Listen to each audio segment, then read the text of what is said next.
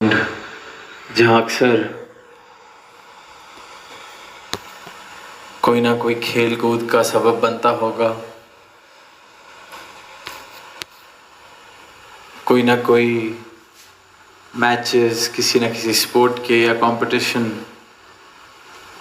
Tournaments, इस प्रकार के आयोजन निरंतर होते रहते होंगे। और यहीं इस मैदान में जहाँ अक्सर प्रतिस्पर्धा, कंपटीशन के भाव को देखने को मिलता होगा, वहीं यहाँ संत आवाज दे रहे हैं कि ये जो इंसान है, जो एक दौड़ में है, इस संसार की दौड़ में है, अपने पड़ोसी से प्रतिस्पर्धा के भावों में है कि बस जिनको मैं जानता हूँ कम से कम उनसे आगे निकल जाऊँ, उनसे ऊंचा रुतबा हासिल कर लूँ, उनसे ज़्यादा धन कमा लूँ।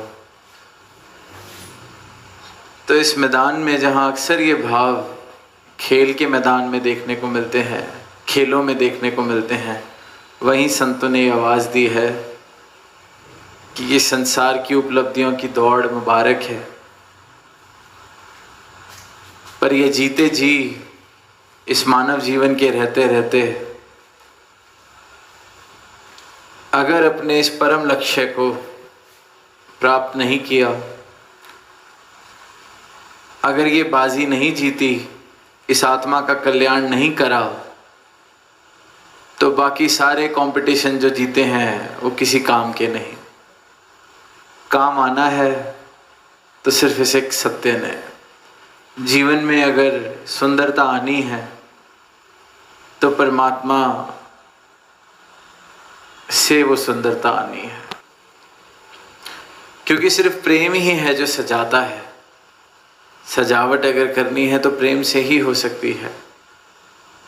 अन्य जो भाव हैं, ईर्ष्या वाले, वैर वाले, दीवार बनाने देने वाले, ऊंच नीच वाले, अगर उससे हमें लगता है कि हमने अपने कुल को या अपनी जाति को या अपने आप को ऊंचा दिखा दिया और बाकी सबको अपने से दूर कर लिया, अगर हमने सोचा कि हमारे आसपास ये ऊंच नीच की दीवारें जो हम बना लेते हैं इससे हमारी सजावट हो रही है, तो ये बहुत बड़ा भ्रम है। ऐसी दीवारों से सिर्फ और सिर्फ गिरावट हुई है। गिरावट हुई है इंसानियत वाले भावों की, गिरावट हुई है मानवीय गुणों की, गिरावट हुई है हृदय में प्रेम की, गिरावट हुई है इंसान की कीमत की, कि ये हमारा कुल, ये हमारी जाति, ये मेरी उपलब्धि वाले जो सज्जन मित्र हैं, ये हमारा एक मठ बन जाए, बाकी सब हमसे अलग, हम सबसे ऊंचे। तो ऐसे कोई भी भाव है जिसने इंसान को इंसान से दूर किया है, भले ही उसको ये लगा हो कि शायद मैं ऊंचा हो गया हूँ, मेरे पास कोई धन दौलत ज़्यादा आ गई है, तो अब मेरा उठना बैठना सिर्फ धनियों में ही होने वाला है, जिनके पास धन है उनके पास ही होने वाला है, बाकी जिसके पास धन नहीं, ये दुनियावी दौलत नहीं, वो कोई नीचे हो गए। तो ऐसे भावों से किसी के जीवन में सजावट नहीं होती। सजावट अगर हो सकती है तो अपनत्व, स्वीकृति, प्रेम वाले भावों से। और ये प्रेम वाले भाव, इंसानियत वाले भाव, मानवीय गुण जो हैं, ये जीवन में तब आते हैं जब जीवन में ये परमात्मा का प्रवेश होता है।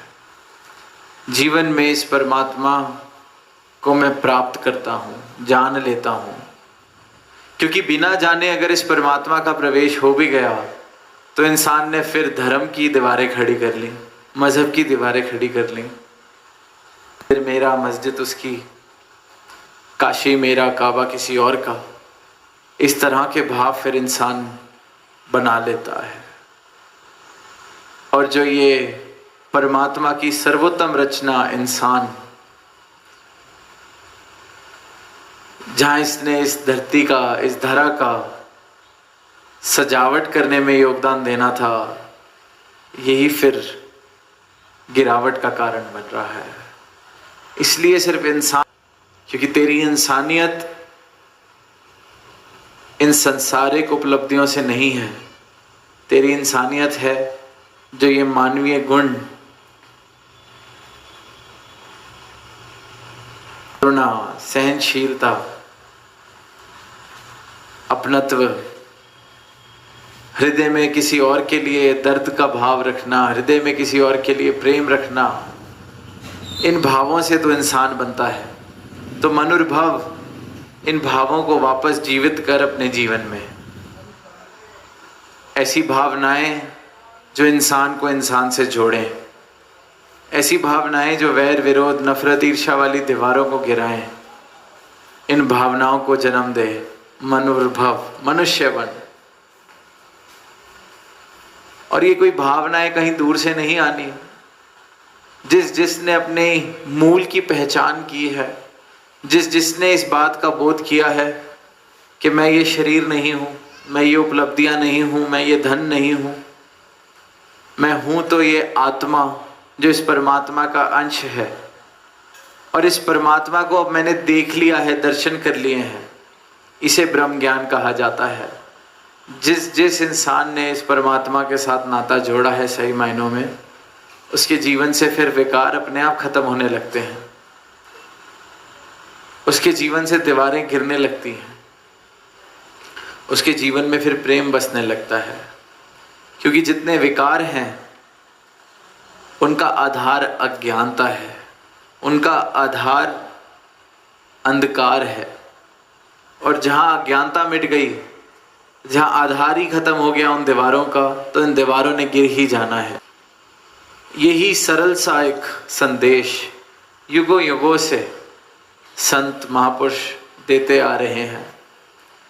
किसी भी धर्म, किसी भी ग्रंथ, किसी भी गुरु, किसी भी संत की हम वाणी देखें, उनके संदेश पढ़ें, सबने इस प्रभु की प्राप्ति के लिए मानव को जागृति की आवाज दी है कि जागो, उठो और इस मानव जन्म का जो उद्देश्य है उसको पूरा कर लो। ये जो दुनिया की भौतिक भागदौड़, वो जो प्रतिस्पर्धा वाले भाव जो दास ने कहा, क्योंकि इंसान अगर परेशान है तो इसी बात से है कि मैं अपने पड़ोस में अपने पड़ोसी से पीछे कैसे हो गया हूँ। उससे आगे निकलता है तो फिर अपनी गली में उससे सबसे आगे कैसे निकला जाए, वो मेरी खुशी।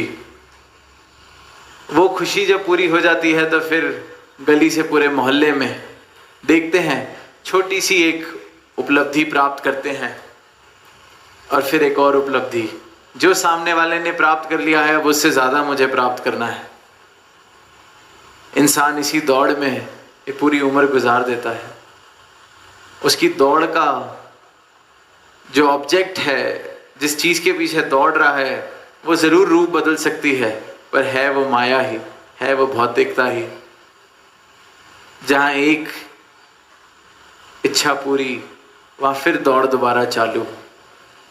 और संतों ने यही कहा है कि संसार में रहो, संसार का पूरा लाभ भी लो, उपलब्धियां भी हासिल करो, पर जो सही मायनों में उपलब्ध करने लायक, प्राप्त करने लायक ये सत्ता है, इसकी प्राप्ति ज़रूरी है, ताकि फिर जो संसारिक उपलब्धियां हैं इनके साथ जो रिश्ता है, जब अज्ञानता में होते हैं तो इनके साथ रिश्ता एक गहन आसक्ति का होता है।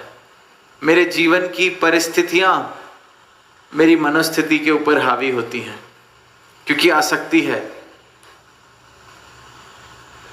इस तरह की आसक्ति है कि मुझे लगता है कि अगर जो मैंने आज प्राप्त कर लिया है, इसको कोई थोड़ा सा भी कोई नुकसान पहुंचा देगा तो मैं तो खुश ही नहीं रह पाऊंगा। ये जो मैंने धन हासिल किया है इसमें थोड़ी सी भी ऊंच नीच हो गई तो मैं खुश नहीं रह पाऊंगा, मैं सहज अवस्था में नहीं रह पाऊंगा। आसक्ति है। वहीं रिश्ते नातों के साथ भी आसक्ति है, जहाँ ये पता है जिसने जन्म लिया है मृत्यु हानि है, पर फिर भी इंसान इतनी आसक्ति से अपने रिश्तों में जुड़ जाता है कि आज कोई है साथी, कल ना रहे तो संभल नहीं पाते। आसक्ति है, गहरी आसक्ति है। और वहीं जब इस ब्रह्म ज्ञान को प्राप्त करते हैं, सही मायनों में सत्य को देख लेते हैं, इस परमात्मा को देख लेते हैं, अपनी पहचान कर लेते हैं, तो किसी भी गुरु ने, किसी भी संत ने ये नहीं कहा कि अब परमात्मा की प्राप्ति करनी है तो संसार छोड़ दिया जाए, बल्कि कहते हैं कि परमात्मा की प्राप्ति हो गई तो अब संसार में रह के वैसी आसक्ति नहीं हो पाएगी, अब अनासक्त आसक्ति होगी। जैसे एक कश्ती पानी में तो रह रही है पर पानी के ऊपर तैर रही है, उसी प्रकार फिर संतों का जीवन, भक्तों का जीवन संसार में है पर संसार से ऊपर उठ के रह रहे हैं। हृदय में संसार नहीं बस रहा, हृदय में परमात्मा बसा है। और फिर इस परमात्मा की प्राप्ति के साथ इस संसार में विचरते हैं तो इस संसार भी सुखदायी बन जाता है, इस संसार में भी सहज अवस्था प्राप्त करते हैं। फिर संसार के अंदर भी सजावट का काम करते हैं, क्योंकि जीवन में प्रेम आ जाता है। और इसलिए फिर वो भाव कि संतों ने बदलना है नक्शा कुल संसार का, नक्शा बदलना है सजावट करके, क्योंकि संत फिर प्रेम से भरपूर हो जाते हैं। जिसने भी परमात्मा को प्राप्त कर लिया वो प्रेम से भरपूर, वो एकत्व के भावों से भरपूर, वो संतमति से भरपूर, वो सहनशीलता से भरपूर। तो फिर ऐसा संत जो इन सुंदर भावों से भरपूर है, मानवीय गुणों से भरपूर है, फिर यही तो नक्शा बदलेंगे संसार का। जहाँ कहा जा रहा है कि संत ना होते जगत में तो जल मरता संसार, संसार की हालत हम देख रहे हैं। ज़्यादा दूर जाने की ज़रूरत नहीं है, अपने घरों में देखते हैं इंसान के धैर्य, इंसान के जो भाव हैं, कितनी जल्दी गुस्सा आता है, कितनी जल्दी सालों साल के रिश्ते जो हैं, एक मिनट लगता है, एक गलती लगती है, एक क्षण में ख़त्म हो जाते हैं। ज़्यादा दूर जाने की ज़रूरत नहीं है, अपने ही आसपास देखें कि क्या संसार का नक्शा बन रहा है, क्या इंसान ने हालत कर ली है। जल रहे हैं, जल मरता संसार, रिश्ते जल रहे हैं, दुनिया जल रही है। किसी और की खुशी देख के मैं जल रहा हूँ, और वहीं फिर संत ठंडक पहुँचा रहे हैं, क्योंकि इन प्रेम वाले भावों से युक्त हैं। और जैसे आज वो गीत भी कह रहे थे, गीत में बच्चे के प्रेम ने सजाना है, सजावट करनी है तो प्रेम वाले भावों से करनी है। तो इसीलिए फिर संत इस संसार का नक्शा बदलते हैं प्रेम वाले भावों से, मानवीय गुणों से। तो जीवन में परमात्मा आ जाए तो जीवन मुबारक हो जाता है। और जिसके भी जीवन में ये परमात्मा, ये दात हासिल हुई है, वो मुबारक है। तो यही अरदास कि ऐसा जीवन मुबारक बना रहे, ऐसे सुंदर भावों से भरपूर रहे, प्रेम वाले भावों से सजा रहे, और आगे भी ऐसा जीवन फिर प्रेम वाले भावों से अपने आसपास समाज की, संसार की सजावट करता चला जाए। और जहाँ ये अभी मुबारकबाद नहीं पात्र बने, जीवन मुबारक नहीं हुआ, अपनी पहचान नहीं हुई, अपने मूल को नहीं देखा, अपने मूल को नहीं जाना, तो वहाँ यही अरदास, यही अनुरोध कि जब तक सांसें चल रही हैं तब तक ही ये मुमकिन है। जहाँ ये शरीर की यात्रा ख़त्म हुई तो ये सर्वोत्तम योनि, सर्वोत्तम रचना ये फिर ऐसे बिता दी जाएगी जैसे कोई और योनि बिताई जा रही है। जैसे जानवर कोई भी देख ले, निद्रा भोजन भोग वहे, कहीं उसी तरह से ये मानव जीवन सर्वोत्तम रचना, इस अवसर को भी हम ऐसे ना गवा दें। तो ये अवसर मिला है, इसका पूरा का पूरा फ़ायदा उठाया जाए, अपनी पहचान करी जाए, और अपनी पहचान करके इस परमात्मा के दर्शन करके, इस सत्य को प्राप्त करके इस संसार में विचरण किया जाए।